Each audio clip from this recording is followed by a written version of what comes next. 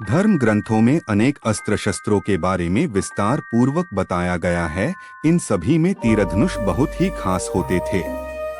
इसकी खासियत होती थी कि ये दूर से ही अपने शत्रुओं का नाश कर देते थे। रामायण में भगवान श्री राम का मुख्य अस्त्र भी तीरधनुष ही थे और महाभारत में अर्जुन को सबसे बड़ा धनुर्धर बताया गया है। आज हम आपको ऐसे दिव्य धनुषों के बारे में बता रहे हैं जो जिसके भी पास होते थे उसका मुकाबला करना बहुत ही कठिन हो जाता था। आगे जानिए इन दिव्य धनुषों के बारे में। महाभारत में अगर किसी धनुष का सबसे ज्यादा वर्णन मिलता है तो वह गांडीव धनुष है। ये अर्जुन का धनुष था। इसका निर्माण देवताओं के शिल्पी विश्वकर्मा ने किया था। ये धनुष पहले शिवजी, उसके बाद देवराज इंद्र के हाथों से होता हुआ अग्निदेव के पास आ गया। जब अग्निदेव ने अर्जुन से खांडव वन जलाने की प्रार्थना की तो उस समय उन्होंने गांडीव धनुष और एक दिव्य रथ भी उन्हें दिया था। अर्जुन ने इस धनुष से असंख्य युद्ध जीते। यह धनुष अत्यधिक शक्तिशाली और सुदृढ़ था।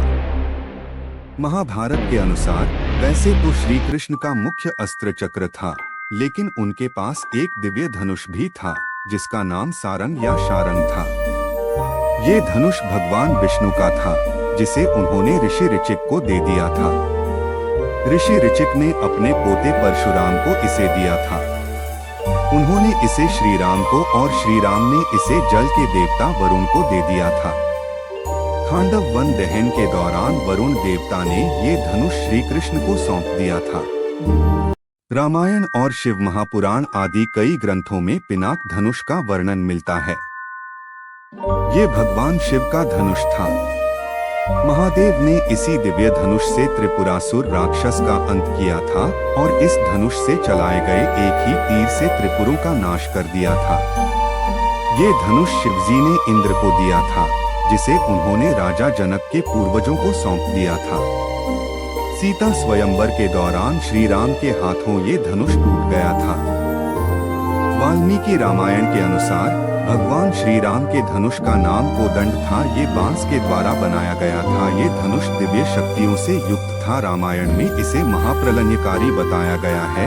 उसके अनुसार इस धनुष से छोड़ा गया तीर अपने लक्ष्य को भेद कर ही वापस आता था। इसी धनुष से श्री राम ने बाली, रावण सहित कई पराक्रमी योद्धाओं का वध किया था। कोदंड नाम से भिलाई में एक राम मंदिर भी है जिसे कोदंड रामालयम मंदिर कहा जाता है।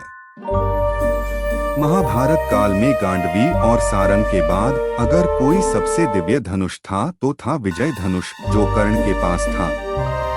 ये धनुष कर्ण को उनके गुरु भगवान परशुराम ने दिया था और ये आशीर्वाद भी दिया था कि जब तक ये धनुष तुम्हारे हाथों में रहेगा तब तक कोई तुम्हें पराजित नहीं कर पाएगा। पुराणों के अनुसार विजय एक ऐसा धनुष था जो किसी भी प्रकार के अस्त्र या शस्त्र से खंडित नहीं हो सकता था।